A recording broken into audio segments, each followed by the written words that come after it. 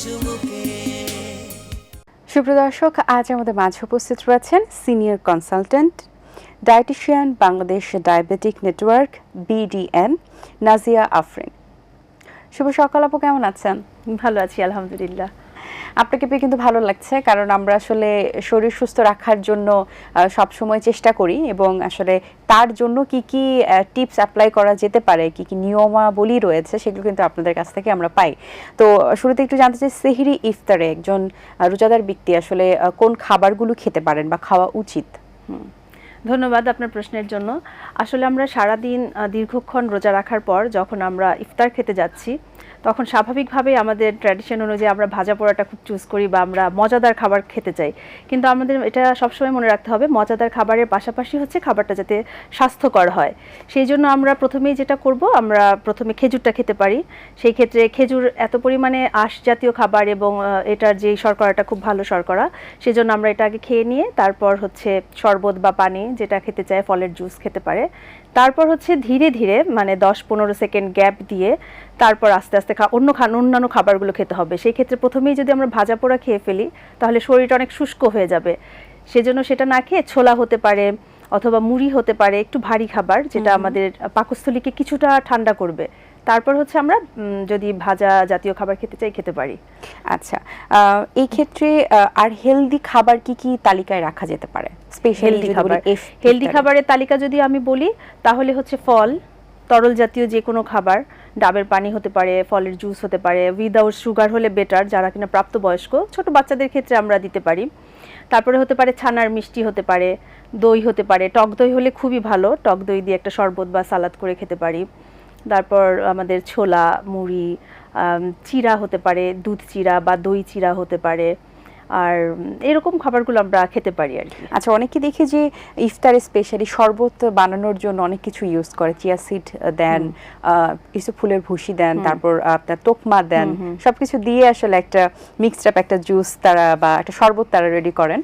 তো সেটা আসলে কেমন হয় বা এটা কতটুকু? এটা ঠিক আছে, এটা স্বাস্থ্যসম্মত। বাহিরের ট্যাং বা প্যাকেটজাত খাবারের পরিবর্তে যদি আমরা এগুলো খেতে পারি, তাহলে এটা অবশ্যই ভালো।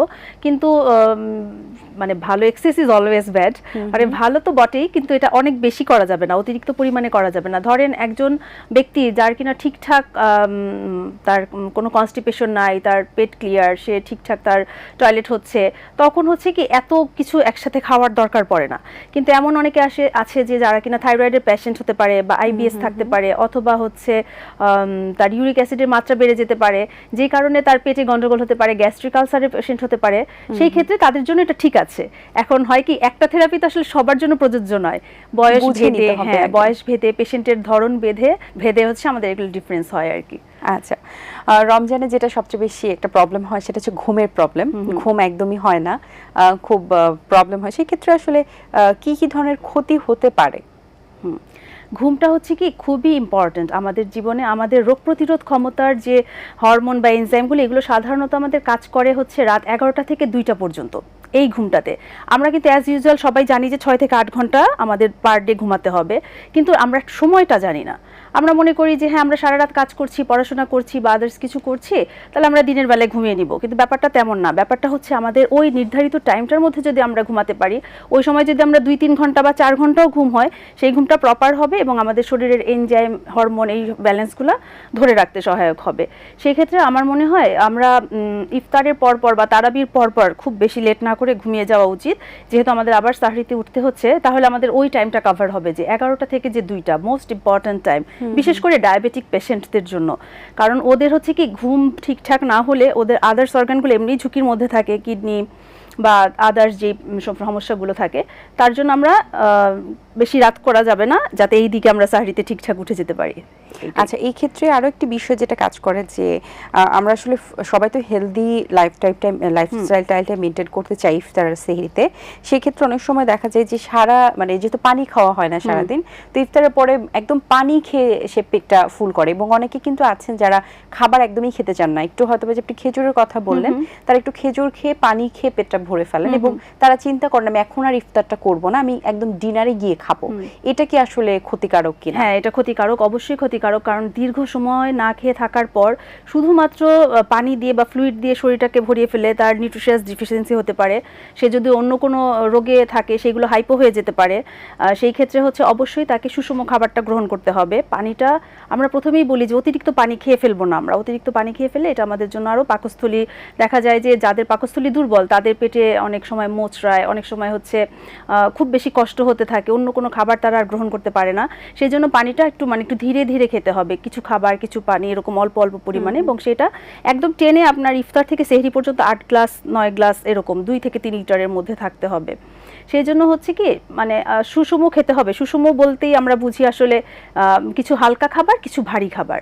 যেমন হতে পারে যেরকম আমরা বলছিলামই বারবার, ভাত যদি সে পছন্দ করে যে সে ভাত খাবে তাহলে সে হচ্ছে একটু ভাতও খেয়ে নিতে পারে, অথবা হচ্ছে রুটি, অথবা যেরকম বলছিলাম চাউমিন হতে পারে, নুডলস হতে পারে। এই ধরনের যে ভারী খাবারটা এটা প্রথমে একটু হালকা করে খেয়ে অল্প পরিমাণে, অনেক বেশি খাবার দরকার নেই, দেন ফ্রুটস খাবে, পানি খাবে, এরকম আর কি ধীরে ধীরে একটু নামাজ পড়ছে, তারাবি পড়ছে, মাঝখান দিয়ে একটু খেয়ে নিচ্ছে, এভাবে করে খেয়ে খেয়ে মোটামুটি 10টা 11টা পর্যন্ত খেতে হবে আর কি, ব্যালেন্স করতে হবে। আচ্ছা আচ্ছা আপু, আরেকটা বিষয় থাকে যে ছোট বাচ্চারা যারা একটু বড় হচ্ছে, ছোট ছোট অবস্থা, তারা কিন্তু রোজা রাখার একটা ইচ্ছে করে, তারা খুব ইচ্ছে করে তাদের আসলে। সেই সাথেই কিন্তু সিনিয়র সিটিজেনরাও আসলে যতটা পারেন শারীরিক অবস্থা বুঝে তারাও কিন্তু রাখার চেষ্টা করছেন। সো এই ক্ষেত্রে আপনি যে খাবারগুলোর কথা বলছিলেন, যে তালিকাগুলো বলছিলেন, সেগুলোই কি তারাও মেনটেন করতে পারবেন, না তাদের জন্য স্পেশাল অন্য কোনো খাবার আপনি সাজেস্ট করবেন? অবশ্যই তাদের জন্য স্পেশালি অন্য কিছু খেতে হবে। যারা কিনা বাড়ন্ত শিশু অথবা হচ্ছে যারা কিনা অ্যাডোলেসেন্ট, কিশোর কিশোরী পর্যায়ে আছে, তারাই কিন্তু বেশিরভাগ রোজা রাখার জন্য আগ্রহী থাকে। তো তাদের তো ক্যালোরির চাহিদা অনেক বেশি আমাদের প্রাপ্তবয়স্কদের চাইতে। তাহলে হচ্ছে কি, যেমন ধরেন একটা বেগুন, নর্মাল একটা বেগুন যদি আমি ভাজি করে খাই অথবা হচ্ছে অল্প তেলে যদি রান্না করে খাওয়া হয়, তাহলে সেটা 30 গ্রাম বা 25 গ্রাম এরকম হচ্ছে তার ক্যালোরি। 100 গ্রাম বেগুনের মধ্যে ক্যালোরি থাকে এরকম 25 থেকে 30। কিন্তু আমরা যদি সেটা ডিপ ফ্রাই করি, বেসন বা চালের গুঁড়ো বা হচ্ছে ডিম দিয়ে আমরা যদি বেগুনি হিসেবে ফ্রাই করে খাই, তাহলে কিন্তু সেটা 250 থেকে 300 ক্যালোরি হয়ে যাচ্ছে। তো আমার যেই বাচ্চাটা হচ্ছে বাড়ন্ত, তার শরীরে প্রচুর ক্যালোরির চাহিদা, তখন আমরা কিন্তু তাকে অবশ্যই বাসায় তৈরি করা, বাহিরের ভাজা না, বাসায় তৈরি করা ভালো তেলে, পরিষ্কার তেলে ভেজে আমরা তাকে এটা দিতে পারি, তাহলে তার ক্যালোরির চাহিদা ফুলফিল হলো। তারপর হচ্ছে ডিম সেদ্ধ, অবশ্যই তাকে ইফতারে অন্তত একটা ডিম সিদ্ধ অথবা ডিমের চপ হতে পারে, তাহলে কি যেভাবে সে মজা করে খেতে পারবে, যেন তার খাবারটা যাতে তার কাছে সুস্বাদু লাগে, মজাদার হয়।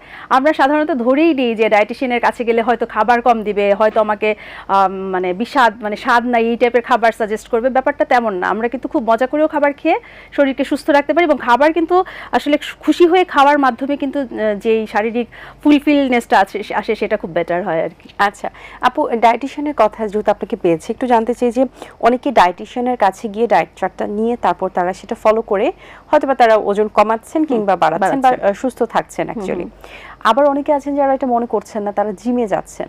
তো আসলে দুইটা কি দুই সেক্টর, নাকি আসলে দুইটার সাথে সামঞ্জস্য রয়েছে, নাকি যে কোনো একটা ফলো করলেই হবে? আসলে ব্যাপারটা কি এটা একটু জানতে চাই। ব্যাপারটা হচ্ছে দুইটাই আসলে সামঞ্জস্যপূর্ণ। যেমন হচ্ছে আমি সারাদিনে কতটুকু ক্যালোরি ইনটেক করছি, আমি সারাদিনে সেই ক্যালোরিটা কতটুকু আমি খরচ করছি, বার্ন করছি, এটা হচ্ছে ব্যাপার। এখন আমি একটা হচ্ছে হালকা পরিশ্রমী একজন মানুষ, তাহলে আমি অনেক অনেক ক্যালোরি গ্রহণ করছি, অবশ্যই আমার ক্যালোরি, বা সারাদিন একদম ডেস্কে বসে কাজ করা, তাদেরও কিন্তু কোনো কায়িক শ্রম হচ্ছে না, সেক্ষেত্রেও কিন্তু কোনো আসলে ক্যালোরি বার্নই হচ্ছে না, শুধু খাওয়াটাই থাকছে আর কি, ফ্যাটটা জমে যাচ্ছে। সেই ক্ষেত্রে হচ্ছে আমরা বলি যে জিমে যদি যেতে পারে খুব ভালো, কিন্তু সময়ের কারণে বা অবস্থার পরিপ্রেক্ষিতে অনেকে জিমে যেতে পারছে না, তখন আমরা বলে থাকি যে আপনি অ্যাটলিস্ট অফিস থেকে যাওয়া বা আসা যে কোনো একটা হচ্ছে আপনি হেঁটে যান। এবং হাঁটা কি সেটা নর্মাল হাঁটা হতে হবে না, সেটা হাঁটতে হবে এমন ভাবে যাতে আমার শরীরকে কষ্ট দিতে হবে, যে আমার ঘাম বের হবে, একদম একটু না ভালোই ঘামবে, আমি দৌড়ে যাব। আমরা এরকম বলে থাকি যে আপনারা যদি সকালে বের হন, গার্মেন্টস ওয়ার্কাররা যখন যায় অফিসে, তখন ওরা কিভাবে যায়, কতটা জোর দিয়ে, শরীরের সর্বশক্তি দিয়ে তারা হাঁটছে, এক্সাম্পল হিসেবে আমরা সেভাবে দিই, কষ্ট করে হাঁটতে হবে। আচ্ছা আপু, আমরা জানি যে আপনি লেখালেখিও করেন, আপনার লেখা একটি বই রয়েছে, সেই বইগুলো সম্পর্কে একটু জানতে চাই। আমার লেখা বেশ কয়েকটি বই রয়েছে, তার মধ্যে আমার অন্যতম বইটি হচ্ছে অনুভবের অনুভূতি। এটা একটা কাব্যগ্রন্থ, এবং এই বইটি আমার বেশ অনেকগুলো পুরস্কার জিতেছে। এই তো, আর আমার সামনে একটা ডায়েট নিয়ে একটা বই আসছে। ওকে, এটা খুব ইম্পর্টেন্ট একটা বই হবে আসলে। এবার একটু আপনার কণ্ঠে আমরা একটা আবৃত্তি শুনতে চাই। এখন তো আসলে বৈশ্বিক পরিস্থিতি অনেক খারাপ, সেই ক্ষেত্রে আমি এটাকে মিল রেখে একটা চেষ্টা করছি করার। আমারই লেখা কবিতার নাম হাঁদারাম, নাজিয়া আফরিন। বলেছে সে হাঁদারাম, লাগেনি তো মন্দ, চারিদিকে বাতাসেতে বারুদের গন্ধ। এত এত রাজনীতি, এত সব হাহাকার, তার মাঝে অন্তত হাঁদারাম দরকার। হাঁদারাম ঠিকঠাক মানবিক সর্দার, মানুষের সেবা যত, বঞ্চিতে অধিকার। লাঠালাঠি রক্ত হিংসাতে নাই সুখ, জীবনের বালুচরে লুকায়িত যত দুঃখ। দিন শেষে সকালের আলো সব হয় ম্লান, হাঁদারাম হয়ে থাকে সারাদিন ছায়াগান। রৌদ্রেতে ক্লান্তিতে সবই খুশি পাওয়াতে, হাঁদারাম ভালো থাকে স্রষ্টার মায়াতে। মাজলুম অসহায় নিপীড়িত চিৎকার, হাঁদারাম সব ভুলে ঝাঁপ দেয় বারবার। ভালোবাসা বৃষ্টিতে ভরে যাক এ ধরা, জুলুমের আঙিনায় হাঁদারাম হোক সেরা। ধন্যবাদ। বা বেশ দারুণ একটি কবিতা ছিল, ধন্যবাদ আপনাকে। এই শিল্প সাহিত্যের নিয়ে আসলে কাজ করার আগ্রহ তৈরি হয়েছিল কিভাবে? শিল্প সাহিত্য নিয়ে কাজ করার আগ্রহ তৈরি হয়েছিল আমার একদম স্কুল জীবন থেকে। আমার মনে আছে যে আমি ক্লাস 3-তে থাকতে আমাকে ছায়া ঘেরা একটা শব্দ দিয়ে, শব্দটা ছিল ছায়া ঘেরা, ওটা দিয়ে একটা বাক্য গঠন করতে বলা হয়েছিল। তো আমি বাক্য গঠনটার মধ্যে আমি হয়েছি 3টা লাইন মিলিয়ে একটা সেন্টেন্স তৈরি করেছিলাম। তখন আমার বাংলার টিচার ছিলেন, যিনি এখন আমেরিকাতে আছেন, মঞ্জুয়ারা ম্যাডাম, উনি বলেছিলেন এই মেয়ে তো বড় হয়ে কবি হবে, কবি। তো তখনই অবচেতন মনেই আমার হচ্ছে একটা মাইন্ড সেট আপ হয়ে গিয়েছিল, এবং আমি তখন থেকেই দেখা যেত যে আমি বেশ বাংলায় খুব ভালো করছি। আমি সবসময় সায়েন্স ব্যাকগ্রাউন্ডে পড়া মেয়ে, কিন্তু আমার সবসময় বাংলাতে A+ থাকতো, বা আমি বাংলাতে আমার সাথে পারতো, আর্টসের মেয়েরাও পারতো না, এমন হতো। তো এটা আর কি বাই বর্ন হয়েছে বলা যেতে পারে, কারণ আমার নানা ভাই রাইটার ছিলেন, আমার আম্মু খুব লেখালেখি করতেন, বাবাও লিখতেন। আমাদের বাসায় এমন ছিল যে আমাদের কখনোই হচ্ছে কি টিভি বা ইলেকট্রনিক মিডিয়াতে তেমন আগ্রহ ছিল না, দেখতে দেওয়া হতো না। আমাদের বিনোদন বলতেই ছিল বই। তো আমরা ছোটবেলা থেকে এত পরিমাণে বই পড়েছি, ওইটাই পড়তাম, ওইটাই মাথায় থাকতো, সেগুলোই লিখতাম, এভাবেই হয়ে গেছে। আচ্ছা, এবারে বইমেলায় কি যাওয়া হয়েছে?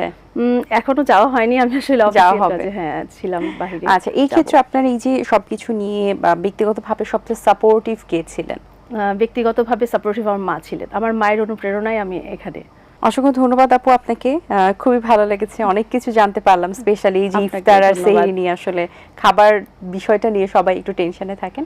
অনেক শুভকামনা রইল আপনার জন্য, ভালো থাকবেন সবসময়। আপনিও ভালো থাকবেন, অসংখ্য ধন্যবাদ আপনাকে, এবং অসংখ্য ধন্যবাদ এটিএন বাংলাকে। দর্শক, আশা করছি আজও ভালো লেগেছে। আজ এই পর্যন্তই, আপনাদের সঙ্গে দেখা হবে আগামী পর্বে নতুন কারোর সঙ্গে। সেই পর্যন্ত ভালো থাকবেন, সুস্থ থাকবেন, এবং এটিএন বাংলার সাথেই থাকবেন। আল্লাহ হাফিজ। দিন আসে দিন যায়, সময়টা চলে যায়, তবু আছি এই বেশ ভালো। জীবনটা রঙময়, যেভাবেই হওয়া চাই, নয় কবু সাদা কালো। এই আশাতে স্বপ্ন ভাসে, সুখ হাসে চোখে মুখে, চায়ের চুমুক